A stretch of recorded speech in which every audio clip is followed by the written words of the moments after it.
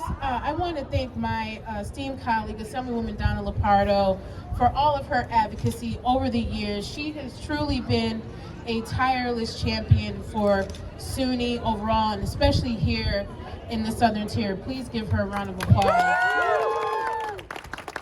She's also an alum and just is an incredible partner with me in the State House.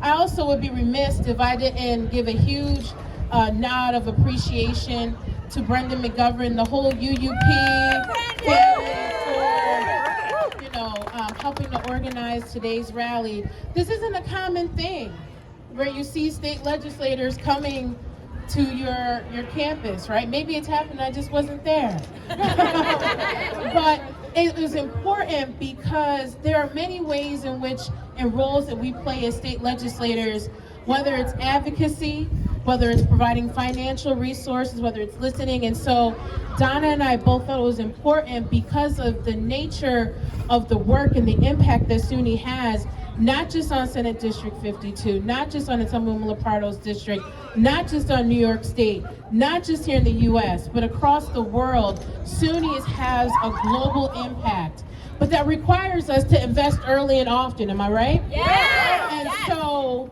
just to share a quick little bit about me, not only am I a SUNY alum, I'm a first-generation college student, I'm an EOP alum, right?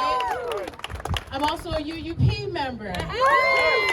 And so I lift these things up to underscore that when we say that we are with you, we mean that in every sense of the word. And it's not just lip service. And so our respective One House budget proposals from both the Assembly and the Senate really reflect that not only are we talking the talk, but we are walking it because we understand that we are trying to rectify years of underinvestment. Yes. But these steps are important to take, and not just in a casual fashion, but a continuous and steady and equitable fashion. And now is the time to do that. And so I want to also just share that in addition to some of the points that have been shared around our respective One House bills, I'll lift up another thing that we're actually pushing for that I'm really excited to shepherd.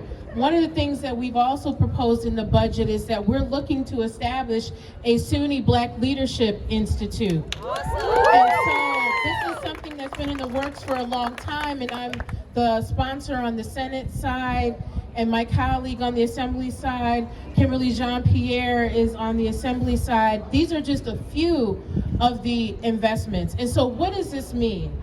You know, folks may say, well, we see all this construction happening, so that means that they have all this money, right? No, because you got to deal with the operations, right? What is it that makes up the foundation of any organization, and especially in higher ed? That's faculty, staff, and who else? Students, right? And so the work that they do isn't simply contained to the confines of a campus. It is throughout the community, because we all know that education is the pathway to not only economic success for ourselves, but we're doing this for the folks that are coming after us as well. So it's a systemic change, right? Y'all still with me? Yes. And so what we can do in this budget and beyond, not only raising awareness about the need to fully fund our SUNYs, but it's also in the implementation when we support programs like EOP, like expanding access to programs like TAP, right? These are programs that literally allow our students and their families to have an opportunity to make an even stronger impact in our community and world. And so I just wanted to bring it full circle, because when you hear $227 billion or 30 billion or 10 million, it's like those are a lot of figures, but where we draw the personal connection is in the lives of the students and the faculty and staff. And as they've shared their experiences, they are contributing every day in our community. When you think about how do we improve health outcomes in our communities, right? Research plays a big role in that. And this university is doing a lot of work around ensuring that we can help to improve health outcomes, as an example. And there are many more ways in which universities play a role. But what we can do as state leaders, we can most certainly invest on the financial side and help on the policy side by supporting programs and everyone that makes SUNY work. Because SUNY does work, right? Oh, yeah. SUNY works, right?